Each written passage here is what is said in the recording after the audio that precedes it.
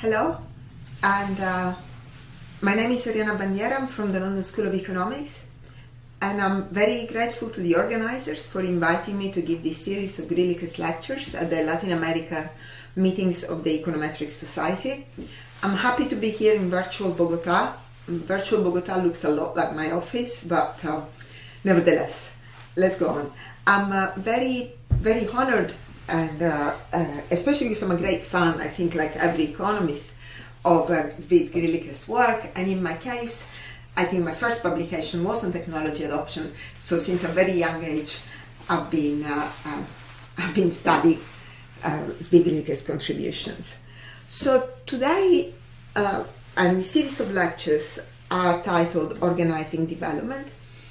Not so much because I'm going to put order into development. I'm not a particularly orderly person, but rather because I'm going to try and see the process of development through changes in the organization of labor. And the reason to do that is that fundamentally the aim of development economics is to understand the poverty of individuals and countries. Now, the common cause of poverty is low productivity or bad jobs, so to speak. That is the fact that people work in jobs that don't earn them enough to have a standard of living which is above the poverty line. And the same reason, the fact that people are not productive, countries where a lot of people are not productive in aggregate, and therefore they're poor. However, saying that poor countries are poor because they're inhabited by poor people who have low productivity is a bit like saying that a team won the World Cup because they were running faster than the others, so they were playing better than the others. What we have to understand is why there are such differences in productivity among essentially identical humans. So these lectures will focus on the allocation of people with different talents to jobs, and how the availability of good jobs, the organization of labor, and the productivity itself depends on the allocation of talent. Let me start with a little story, which is perhaps the first economic thought that I had in my life. I moved when I was 17 from Sicily, which is down here, to Milan up here. Now, the different colors in this map represent different levels of GDP per capita, and the ratio of GDP per capita between Milan and Sicily is about 4. Now, 4, to give you a sense, it's the same ratio between Sweden and Colombia. Okay? So going from Colombia to Sweden, you notice a lot of differences. But the striking thing that I noticed, without offense to my Milanese host, was the fact that most people whom I met in the street were, for lack of a better word, not as intelligent as their Sicilian counterparts. In Sicily, you would easily meet fishmongers who would strike you with their intelligence. My next door neighbor was a mathematical genius, and he taught maths in high school. So you could see all these very smart people around, and I was wondering why the place was so poor, despite the fact that the people looked a lot smarter. It took me a while to understand, and this is the themes of these lectures, that actually it's not that everybody is smarter in Sicily, but it's the fact that you meet smart people doing fishmongering. It's the problem. In Milan, those very smart mathematical talents were probably working in a bank, or working as engineers, or as medical doctors. They weren't selling fish. Now, if we look at data on numerical skills, just to keep with the theme of mathematical geniuses, these are data from the OECD PIAAC database, which is a database on adult skills. And what we plot in this graph is the log per capita GDP of all OECD countries against the ratio of the numerical skills of the best quarter of blue-collar workers over the same quantity for the lowest quarter of managers. Now, the fact that this ratio is larger than 1 in most countries is kind of worrying, because it says that there is a large overlap in the distribution of numerical skills between blue collars and managers. In particular, that you could pick up a manager from the bottom 25% and replace him with a blue collar worker from the top 25%, and you would have improved the numerical ability, the mathematical ability of the managerial class.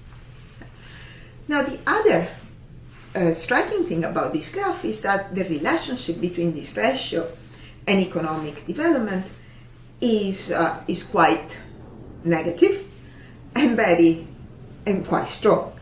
So if you look at the poorest countries in this sample, which are among not the poorest countries in the world, they're like middle income and high middle income countries, still the ratio is much higher than the very high income countries, which are on the right of this graph.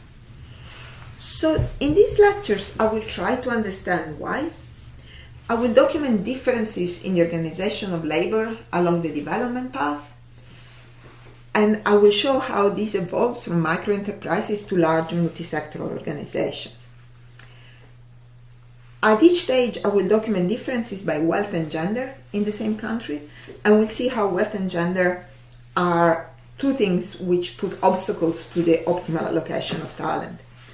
And I will provide evidence on the market frictions that put these obstacles along the path, leading to multiple equilibria, poverty traps, and ultimately misallocation. Now, why does this matter? It matters fundamentally because many policies focus on removing constraints to increasing productivity on the intensive margin. That is, they treat existing firms, existing jobs, and try to improve productivity, taking the allocation as given. But this might be quite counterproductive if talent is misallocated. That is, if the existing firms should not exist, if existing firms exist only because their owners are wealthy, promoting and helping them survive actually can make things worse. Okay? One of policies that improve the allocation of talent have the potential to change the equilibrium at a fraction of the cost. But as we will see, their timing is not very popular with elected officers because they require a large investment up front and yield even larger benefits far in the future. On a theoretical level, there are two reasons that underpin the existence of multiple equilibria. The first is that access to jobs is driven by factors that are orthogonal to talent, such as wealth and gender. The wealth inequality approach was the original paper by Abhijit Banerjee and Andy Newman that looks at how the distribution of assets in an economy shapes occupational choice, and this in turn shapes future income and inequality. So most of the evidence that we have on the organization of labor and the allocation of talent is along these lines. The second reason for multiple equilibria is a more organization-based story. And the original paper that started this is Michael Kremer's O-ring theory, where the value of output produced by one worker depends on the productivity of the workers around him. So in this type of setting with complementarities, productivity is much higher if you match workers by ability, by productivity. So you can imagine how you can get all sorts of equilibria, good ones where workers are associatively matched, and bad ones where they're not. So in the rest of today's lecture, I will go to the poorest countries and among the poorest people in the world, and I will discuss how wealth inequality and access to productive assets which are shaped by wealth can lead to poverty traps. Then the second lecture will look we present new data on the organization of labor across the process of development, and I will look at the allocation of women's talent across countries. So gender norms are another major barrier to the allocation of talent. And finally, the last lecture will look at more recent evidence on the organization side of things, so why organizations are key to allocate talent in an efficient way, and why rich economies are well organized and poor economies are not, and whether the causality goes from poverty to organization or the other way around.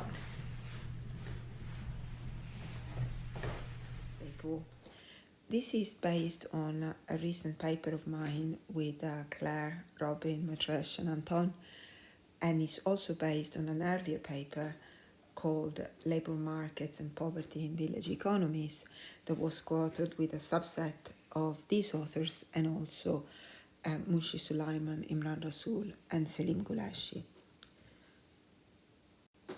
So the basic question that we ask in this paper is whether people stay poor because they're only able to do bad jobs, or whether they do bad jobs because they're poor. In other words, this is a question that asks whether there are poverty traps. That is, whether poverty begets poverty. The idea of poverty traps has a very long history both in macro and micro development theory. There is some empirical evidence that uses structural approaches or micro-studies with observational data. And there are some recent field experiments that relate to big push approaches. Now, testing directly for poverty traps is quite tricky because observationally they are equivalent to productivity differences. That is, assume that you see two people or two countries, one at a high equilibrium here and one at a low equilibrium there. If the only thing that you see are the two dots, you cannot tell whether this is due to productivity differences, that is, one person being on a low production function and the other person being on a high production function, that is this one,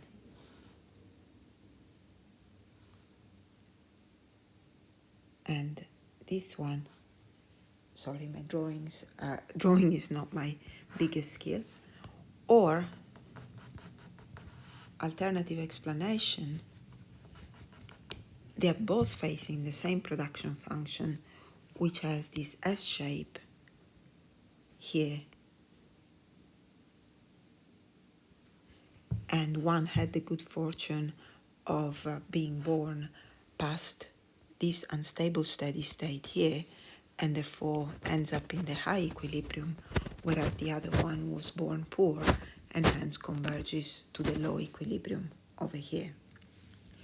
Okay, so poverty traps, activity differences give the same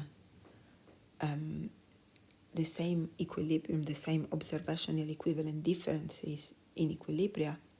However, they produce a different transition equation, and this is what we will use as a test. We will use the RCT of a large asset transfer program in Bangladesh and trace effects over 11 years to test directly for a poverty trap. And then we will estimate a structural model of occupational choice to back out the implied misallocation. Let me tell you briefly about the setting. Our study site is 1,300 villages in northern Bangladesh, and we have data on 23,000 households that belong to all the wealth classes. We collect a reasonably long panel over 11 years. So in 2007, we do a census of 100,000 households, which will form our sampling frame. And then in 2007, we ran a baseline survey. Then the Targeting the Ultra Poor program is implemented in 50% of randomly selected villages. we have two follow-ups in 2009 and 2011, and this forms the core of the first paper, the labor market paper, which evaluates the program. We then follow people again in 2014 and 2018, and we will use the responses to the program between 2007 and 2011 to measure the existence of poverty traps, and then we will follow people over here to see whether the people which we identify being above the trap indeed do better than those we think are below. So if we look at the data, there's three things that emerge from these villages. The first is that if nothing else changes, the poor stay poor. We look at control villages and we see that only 3% of households that were poor at baseline move from poverty and reach the median middle class assets. The second thing is that there is a precise hierarchy of jobs which is correlated with the poverty as seen by the community. And in particular, there is a clear segmentation whereby the poor do only casual labor in either agriculture or domestic service, and the rich, so to speak, are self-employed in livestock rearing and land cultivation. Now, better jobs require productive assets, and productive assets, which is livestock and land, is really what sets apart the rich and the poor. The rich, that is the richer people in the village, have 94 times as much wealth as the poor in productive assets. And richer households own more expensive and indivisible assets. So it's not the case that poor households own 1 chicken and richer households own 1,000 chickens.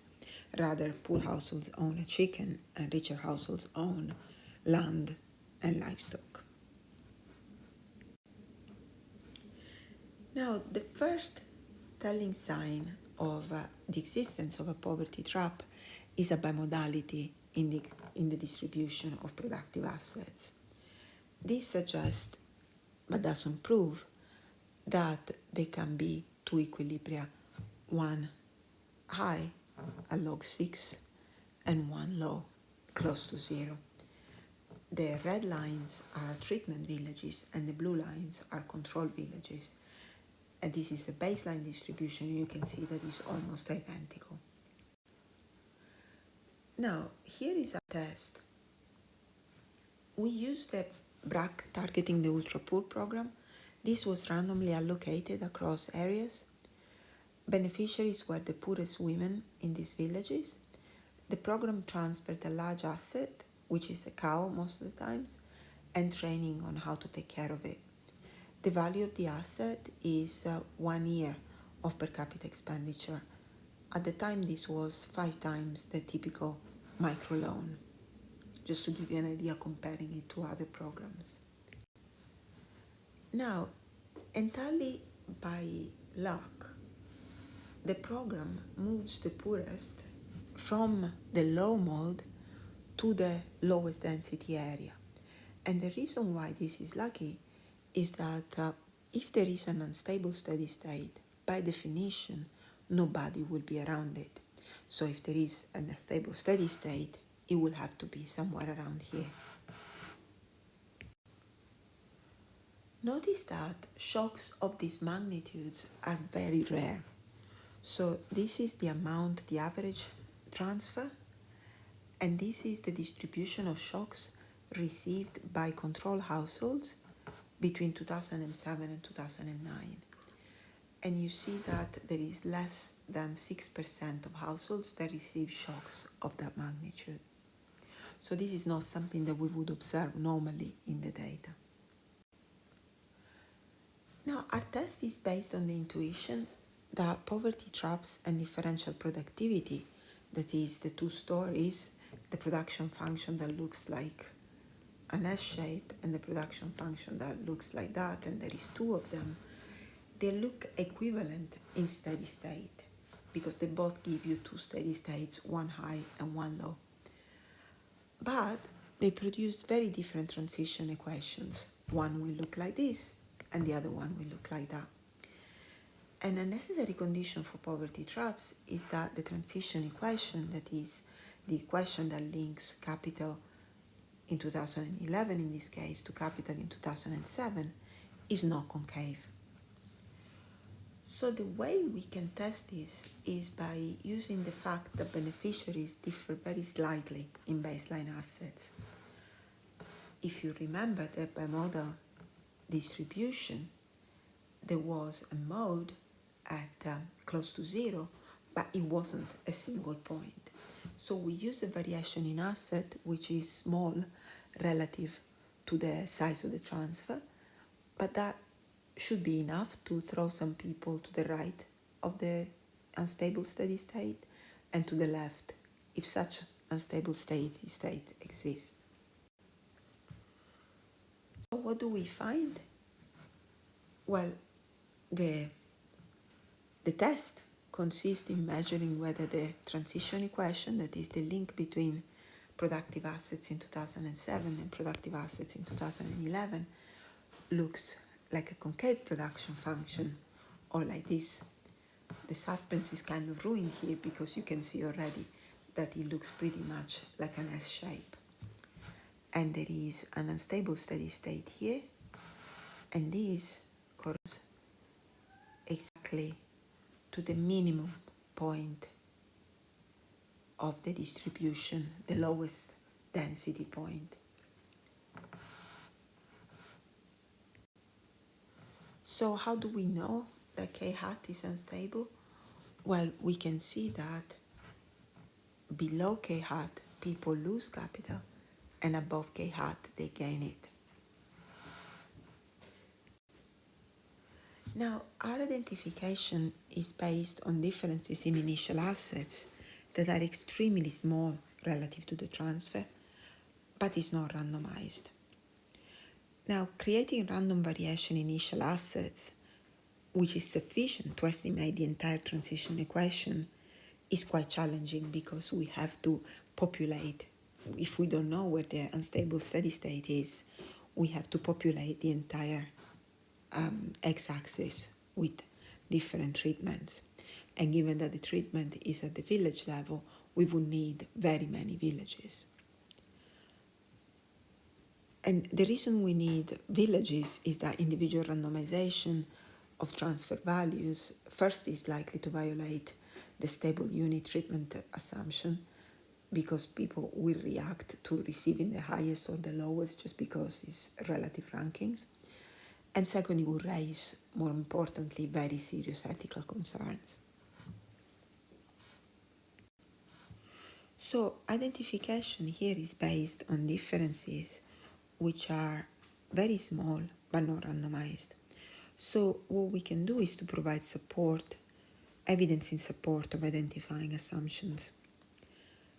The first is that the K0, that is the initial capital, is not correlated with shocks to the change in capital.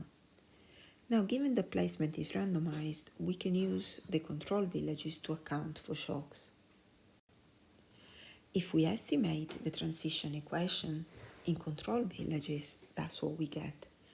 This is a concave transition equation, and there is a unique stable. If you remember, the bimodal distribution corresponds to the lowest mode.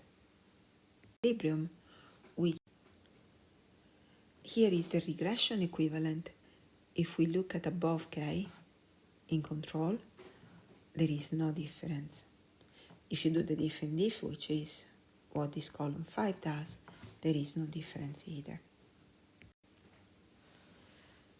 We can also look at the possibility that there are endogenous program responses. Of course, we cannot use control villages for this because the program is not implemented in control villages. But what about the possibility that K0 is correlated with traits that determine the response to the program? Well, what we can do is residualize K on a large vector of individual traits, or use different sources of variation to compare those with the same K0. We do both things in the paper. I think in the interest of your patients listening to me in a recording, I will skip through them. I just show you the conditional transition equation. This gets a lot noisier because these are residuals, but you get exactly the same pattern.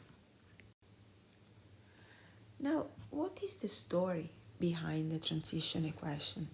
Well, the transition equation links assets across time periods. So it tells us really the shape of the underlying production function. The fact that the shape is S indicates that there are increasing returns to scale when the level of assets is low. That is, there is a minimum viable scale of operations. Now, people with more assets at baseline are more likely to meet that. The threshold, however, also depends on the rate at which people can transform assets today into assets tomorrow. So this is their saving rate, S, as well as their ability to generate income for a given level of access. So what we do is that we use proxies of both A and S to shed light on the mechanism and to provide identification that does not depend on K0. Now, we proxy A by using earnings potential by village. Let me explain you how we do this. We basically, because we have other households in the village that are engaged in livestock rearing, we take the median earnings from livestock and we split villages into those where earnings are above the median and those where earnings are below the median. Now, earnings from livestock largely depends on the vicinity of a market. Okay?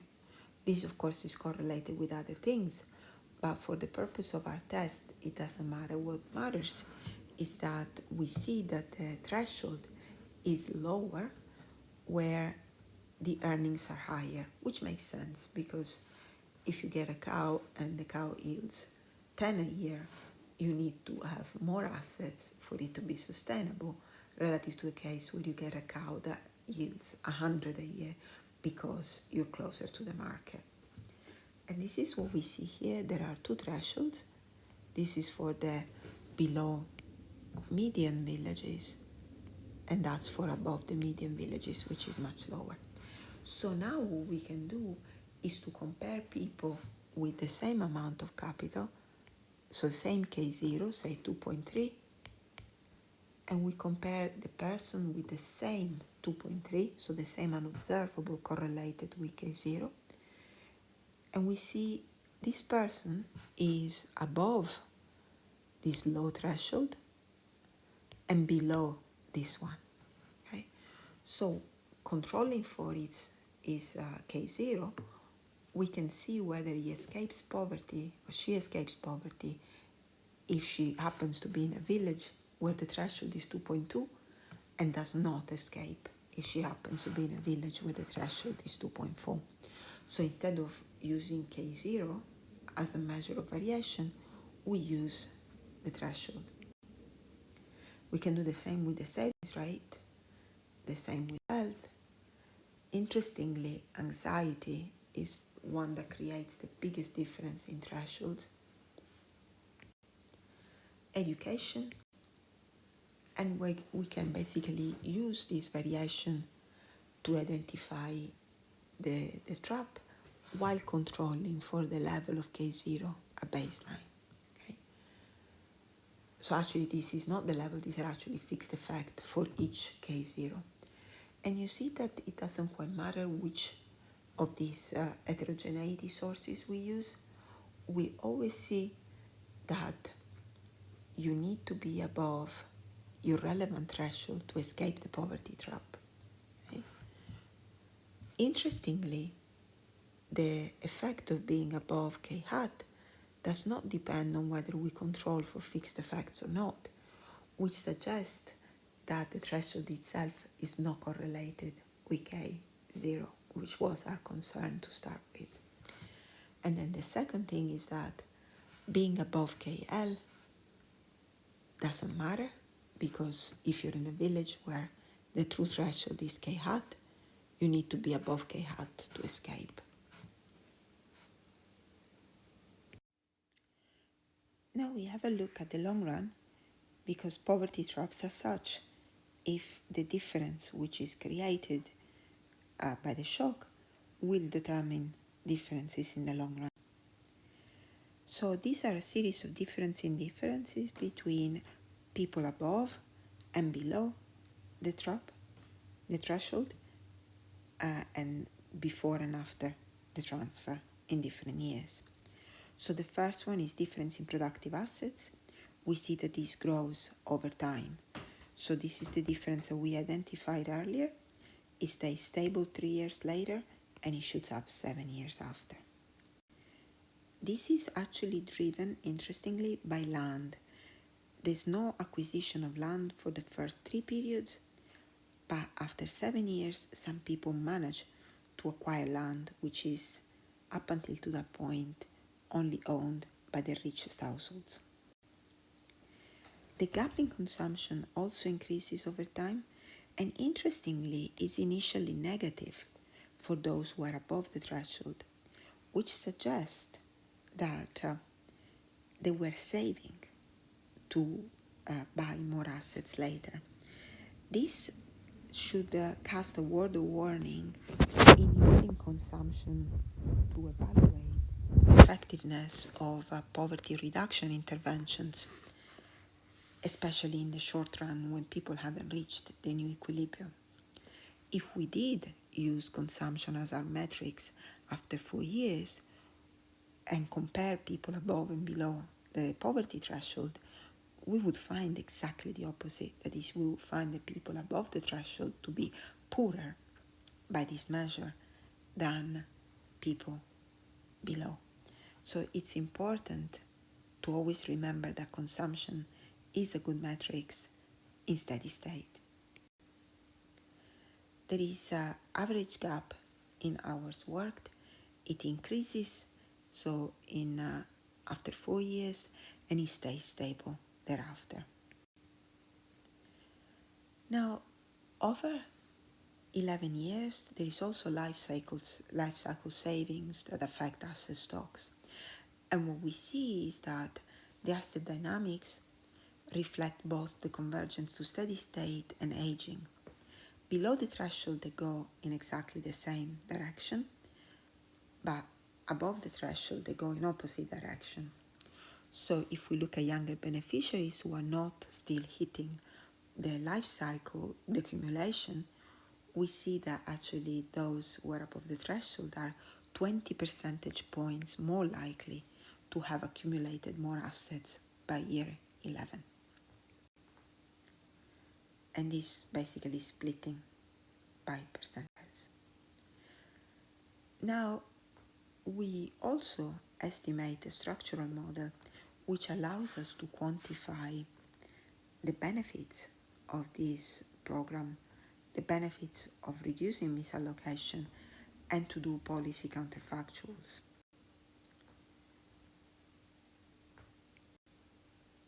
So the steps are as follows. We first develop a very simple model of individual occupational choice. We calibrate individuals' productivity and these utility parameters from baseline and year 2 data. Now, this data has a very unique feature, which is that we observe 2 forced choices. At T0, the treated, by definition, can only do wage labor. Okay? Whereas at T2, by condition of the program, they must do livestock. Okay?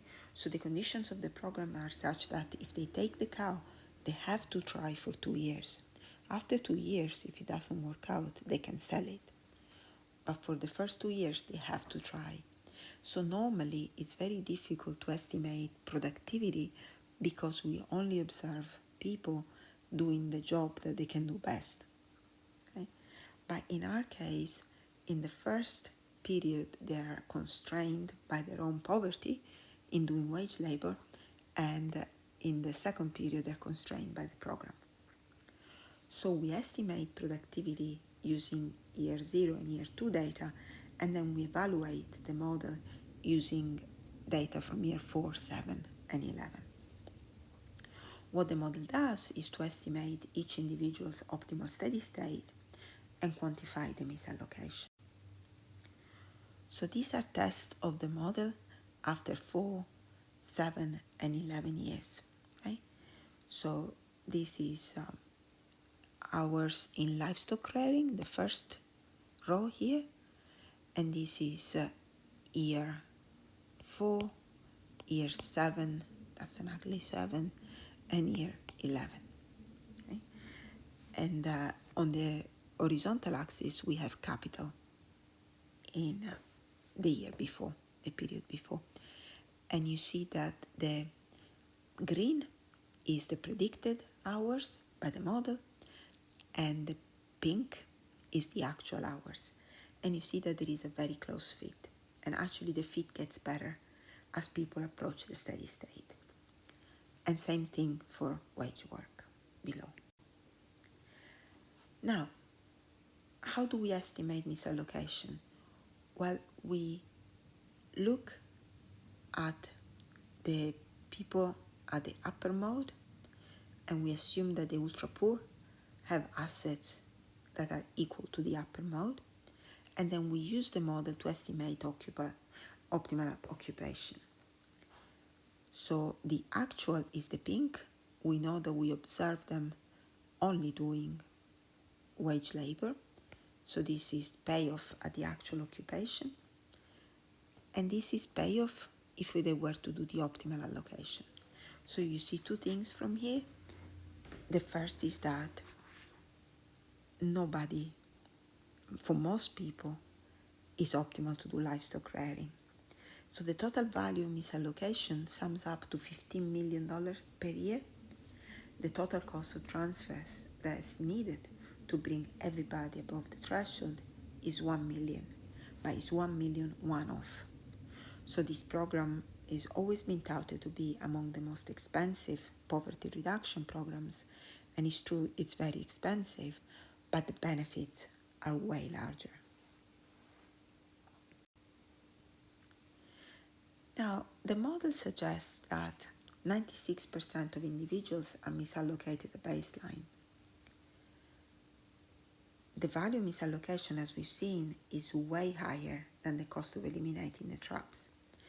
The interesting thing is to look at whether this is robust to general equilibrium price effects, because you have more people self-employed in cow rearing, so the price of milk will go down.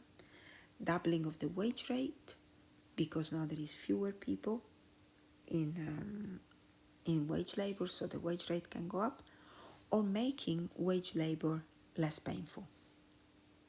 So let each one of those in turn. So the main concern with these estimates is that the more people do livestock rearing, the lower the returns. A price drop through general equilibrium is the same as a drop in productivity. So we see that when prices fall by 50%, the number of people that optimally specialize in livestock falls by 20 percentage points, and the value of misallocation falls by 57%. So how big of a drop do you need to break even? You basically need prices to drop by 90%, which is, here, is to double the wage rate. Then the number of people that optimally specialize in livestock falls from 90 to 60, and the value of misallocation only falls by 8%. Why is that? Because the people who move when the wage goes up are those who have the lowest productivity in livestock rearing. So we don't lose much in terms of misallocation. Quite unlikely. An alternative policy intervention, very similar effect if we make wage labor less painful. So what are the implications for policy? Well, put simply, if people are extremely poor, you need an extreme intervention. This graph depicts the share of people that would be brought above our estimated poverty threshold for each level of transfer. In order to compare our program with other interventions, we express the value of transfer as a share of per capita consumption. The BRAC transfer is 80% of the average per capita consumption, and that's sufficient to lift 2/3 of people above the trap. Now, where are the other programs? Well, these are the different pilots of the Ultra Pool program. They're all over the place.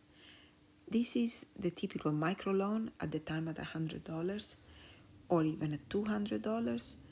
You see it's way too low to help these people jump. The microloan is enough for 20% of them. In conclusion, what this paper shows is that poor people are not unable to take on the more productive employment activities. They just lack the required capital. The existence of a poverty trap suggests that only transfers large enough will reduce poverty in a sustainable way in the long run. So this opens up a fork in the road. We really have two ways to go to reduce poverty. The first is the standard social assistance approach to prop up people's consumption. So we subsidize people's consumption so that although they are income poor, they are not consumption poor. That is a cheaper policy in the short run, but more expensive in the long run because it requires transfers every year. The alternative is a big push policy that taps into the talents of the poor and help them escape poverty for good. Of course, there will be people that will require propping of consumption on a regular basis, but those, at least in the poorest villages of the poorest region or one of the poorest countries in the world, are the minority. The final graph that I want to leave you with is something that shows that this problem is more general than our villages. These are distribution of wealth indexes based on agricultural assets from the DHS surveys in Bangladesh, which the distribution is as bimodal as it is in our villages, and in neighboring Asian countries. So that's Bangladesh, this is Pakistan over here, this is Afghanistan, if I can move it. This is Afghanistan, you see. This is Myanmar, and this is Nepal. They all look quite bimodal. So the problem might be more general than just Bangladesh.